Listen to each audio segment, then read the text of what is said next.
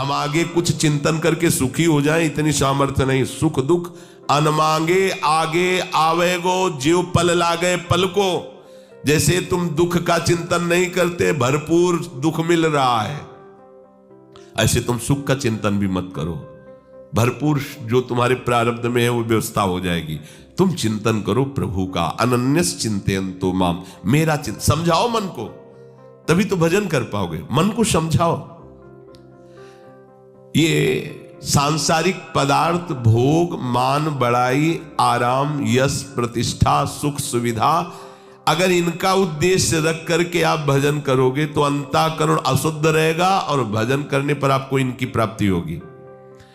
विभीषण जी को जब रावण ने लात मारा तो विभीषण जी ने कहा, तुम पितु सरिस भले मुहि मारा, राम भजे हित नाथ तुम्हारा। अब मैं जा रहा हूं प्रभु की शरण में। वो अंदर से कहा कि अये दुष्ट, तू इस समय माना बहुत बलवान है, लेकिन भगवान के बल के आगे तेरी एक नहीं चलेगी, और तुझे मरवा कर इसी सिंहासन पर मैं बैठूंगा। आज जहां तूने सभा में लात मारी है, जिस सिंहासन में बैठकर, इसी सिंहासन में मैं एक दिन बैठूंगा। ये अंदर की बात थी, ऊपर से नहीं। अगर ऊपर से कहता तो चंद्रहास उठा देता उन्हीं के ऊपर। वो तो बहुत ही विकराल स्वरूप उसका था। वो तो हाथ जोड़ के कहा, तुम पितु सरिस भले ही मोहि मारा। वो अंदर से कहा, इसी पर मैं एक दिन शासन करूंगा, और जो तू बोल रहा है तेरी धज्जियां उड़वाऊंगा। भगवान के बल के आगे तेरा बल नहीं। तो आश्चर्य की बात, बिना फोन का फोन ठाकुर जी है, सुनते हैं। जब आप गए तो भगवान ने पहले आदेश किया, सुग्रीव समुद्र का जल लाओ और अभिषेक करो लंकाधिपति के पद पर विभीषण को। अभी वो जीवित है और भगवान ने यहां लंकाधिपति का अभिषेक कर दिया।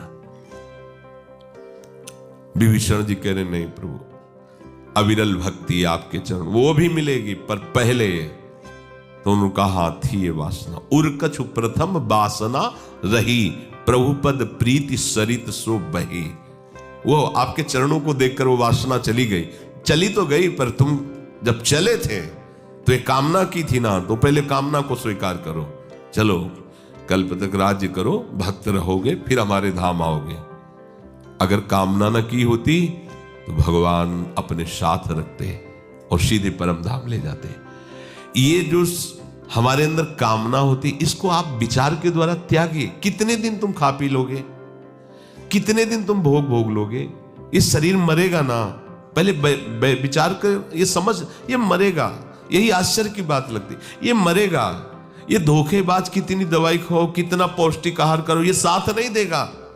भजन कर लो, ऐसी सेवा कर लो जिससे निष्पाप हो जाओ, ऐसी चेष्टा कर लो जिससे प्रियालाल रीझ जाए।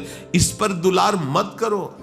कितने ऐसे हैं कि सोने का सुख ले रहे हैं। अरे सोने का सुख है, जागृत होकर भगवत चिंतन करो, भगवत सेवा करो। ये सुख है कि मुर्दे की तरह सो रहे हो। 4 घंटे बहुत है, 3 घंटे, 4 घंटे, 5 घंटे शयन कर लिए। जीवन व्यर्थ तो जा रहा है ना सोने में।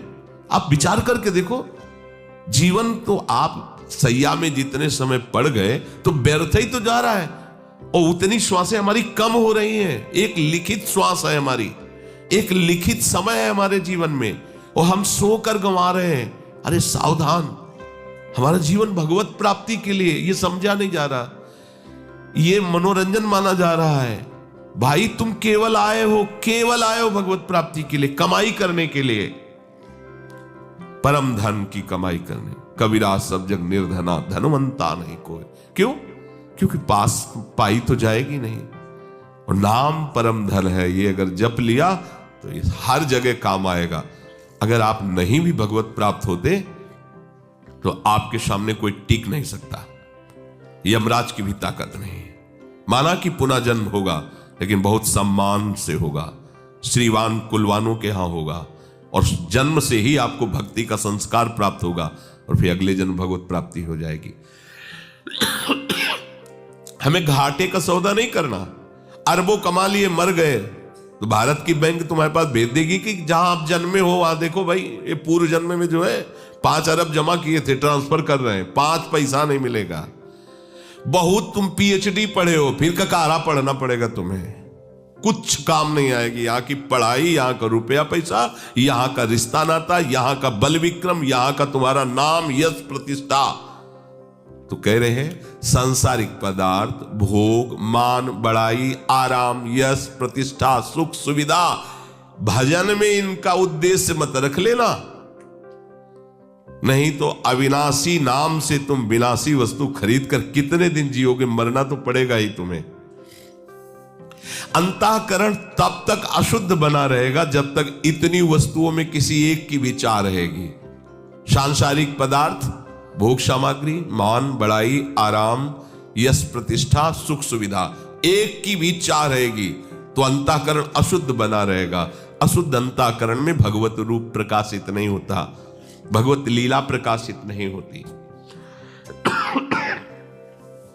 श्री भगवान कह रहे समम काय शिरोग्रीवम धारयन्नचलं स्थिरः संप्रेक्ष नासिकाग्रम स्वं दिशश्चानवलोकयन्। भजन के समय काया, सिर और गला सीधा, 90 अंश का कोण, सीधा आसन पे सीधा। पर ये वही बैठ सकता है जो संयमी है। नहीं, देख लो, चाहे जितना कहे सीधा सीधा, आप ऐसे करोगे, ऐसे हो जाओगे, क्योंकि उसके लिए सामर्थ्य चाहिए। पक्की बात, सामर्थ्य चाहिए। ये भागवतिक सामर्थ्य साधक की पहचान है। समझे में नहीं आ रहा? अरे साधु का नेत्रों में बल होता है, उसके नेत्रों में तेज होता है। जीवन भर भजन कर रहे हैं, ब्रह्मचर्य से रह रहे हैं, तपस्या से संलग्न, उनकी आंखों में उनके ऐसा तेज होता है, भागवतिक तेज होता है कि भार नहीं सह सकता सब कोई। गुरुजनों से देखो, ऐसे आंख मिला थोड़ी सकते हो, ऐसे खड़े होना पड़ता है। एक बार छुप के देख लो, बस ऐसे खड़े होना पड़ता है। उनसे आंख में आंख थोड़ी मिला सकते हैं। न चेहरे में कोई दम है, न भाव में कोई दम है, न नेत्रों में कोई दम है, न वाणी में कोई दम है। और हम 20 साल से साधु हैं, हम 50 साल से साधु हैं। तो संग्रह क्या किया है? क्या संग्रह किया है? क्या आपके पास आ गया है? समझना है। अपने सब भगवत मार्ग के पथिक हैं, समझो। तुम संग्रह क्या कर रहे हो? गर्मी, सर्दी, मान, अपमान, दुख, सुख, निंदा, स्तुति, ऐसे झरिया के चल दिया सब। ये मस्ती उसके अंदर, जो कई कई दिन भोजन नहीं, कई कई दिन विश्राम नहीं। संतों के जीवन में ऐसी परिस्थितियां आई हैं तो भजन नहीं छूटा है। हर समय प्रभु के भजन में उन अपने लोगों की स्थिति क्या, देखो ना, स्थिति चाहिए। स्थिति, आप जब इस मार्ग में चलेंगे, सच्चाई से चलेंगे, तो ये सब अपने आप आने लगती है, आपको अलग से ढूंढना नहीं पड़ेगा। और जब आप शरीर आराम, विश्राम, सुख स्वादी है, तो ये सब केवल प्रवचन ही है, कहने और सुनने का है। दिनचर्या आपकी ऐसी ही गड़बड़ रहेगी। दिनचर्या विषयी पुरुष की और साधु की बिल्कुल अलग अलग होती है। आपकी दिनचर्या चाहिए, दिनचर्या ही भगवान है, दिनचर्या ही भगवत प्राप्ति। मान लीजिए आपकी दिनचर्या सही होनी चाहिए। ये जो काफी असंतुष्टता होती है देख करके। असाध्य रोग तो बात अलग है, ये जो बीच में चुटपुट चुटपुट, इतना साधक, शरीर प्रेमी, अगर आप इसका अभ्यास कर लें तो त्वचा ही काफी है आपको सब कुछ सहने के लिए। पक्की समझो, अभ्यास का सारा चमत्कार। क्यों इतना? भीषण गर्मी का समय, जेठ का महीना था और त्रिकोण पत्थर पर पड़े हुए थे वहां चित्रकूट में, मंदाकिनी के बीच में। तो युगल कुशल से पूछा कि मृत शरीर है या जीवित है? बोले महात्मा है। वाह, आश्चर्य है, बीच मंदाकिनी गंगा के बीच में वो पत्थर की त्रिकोण ऐसे ऐसे, मतलब ऐसे ऐसे, और उसमें चिपके हुए ऐसे। आश्चर्य, हम महात्मा से मिलेंगे। जो निकले कंबल, एक लंगोटी, बस मोटा कंबल, जो आर्मी वालों को नहीं, वो तो मोटा वैसा ऐसे किसी ने दे दिया। जहां पसीने से लथपथ हो वहां मोटा कंबल, एक गले में तुलसी की कंठी जिससे पहचान हुई कि वैष्णव उपासक है, एक लंगोटी, बस कंबल ऐसे। कृष्ण शरीर, तेजोमय चेहरा, ऐसा कि जैसे देखते ही आसक्त हो जाओ, ऐसा चेहरा। तो भगवान की उनमें झलक आ रही थी। हाथ जोड़कर महाराज जी, महाराज जी, वो देखे ही नहीं, आगे से गए, क्योंकि भगवत कृपा से संतों के कुछ स्वभाव से परिचित, बार बार विनय करने पर वो द्रवित हो जाते हैं। उनका महाराज जी, आप जैसे गुरुजन यदि बात नहीं करेंगे तो हम जैसे नए उपासकों का कैसे मार्ग खुलेगा। महाराज जी, हम व्यर्थ की बात नहीं करना चाहते, पर आपसे संभाषण करना चाहते हैं। लौट के आपको कैसे बताएं कि उनकी दृष्टि का क्या प्रभाव, मतलब वो वाणी की सामर्थ्य नहीं, जैसे कोई भारी नशा किए हो ऐसे घूर्णित उनके नेत्र, हल्की मंद मुस्कान, बैठ गए। वो महाराज जी, पहला प्रश्न हमारा कि आप ऐसे में कंबल ओढ़े हुए हैं, जब कोई वस्त्र सहन नहीं होता, इतनी गर्मी, वहां तो पहाड़ का जैसा ना, तो और गर्मी। तो उनका अभ्यास, बस एक शब्द बोला, अभ्यास। 12 महीना आप ऐसे रहते हैं जी। भोजन प्रसाद, जब भूख की व्याकुलता होती है तो गलियों में टहल लेते हैं, जो कोई बुला के दे देता तो पा लेते, नहीं फिर से। तो आप यहां समतल भूमि में क्यों नहीं सोते, वहां कोई विक्षेप न करे, इसलिए वहां। तो महाराज जी कुछ हमारे लिए एक शब्द ऐसा जो हम परमार्थ में जीवन में धारण कर सके। हाँ, पवित्रता का निर्वाह करना, अपवित्र दिशा में मंत्र जपने से काम आदि विकार और बढ़ जाते हैं, उनके वचन थे। अब कृपा करके बोले थे, पवित्रता का निर्वाह करना, यदि अपवित्र दशा में मंत्र को जपा जाए तो वो विकारों को और बढ़ा देता है, इसलिए सावधान रहना, पवित्रता का निर्वाह करते हुए ही भजन करना। बस उठे चल दिए। कैसा जीवन उनका। एक प्रश्न और किया था कि आपके गले में कंठी है तो इससे लगता है कि आप वैष्णव मार्ग के हैं, तो उनका हाँ, वैष्णव मार्ग के हैं, ब्रज 84 कोष के अंतर्गत रहे हैं, पर हमारा मन एकांत के लिए तड़प रहा था, तो इसलिए भगवान ने मुझे प्रेरणा की थी चित्रकूट धाम में। उस समय और भी लता पता ही सब थी, ज्यादा निर्माण नहीं था, और वहाँ बहुत से पर्वत हैं, बहुत सी ऐसी एकांत स्थितियाँ हैं। बोले इसलिए यहाँ पर हमारा चित्त सदैव वृंदावन का ही चिंतन करता। हमें और अच्छा लगा कि उस समय वृंदावन की प्रति नई नई ललक थी, और अच्छा। तो देखो, एक संत हैं जो ऐसे जीवन को काट रहे हैं, क्या उनकी त्वगेंद्री नहीं है क्या?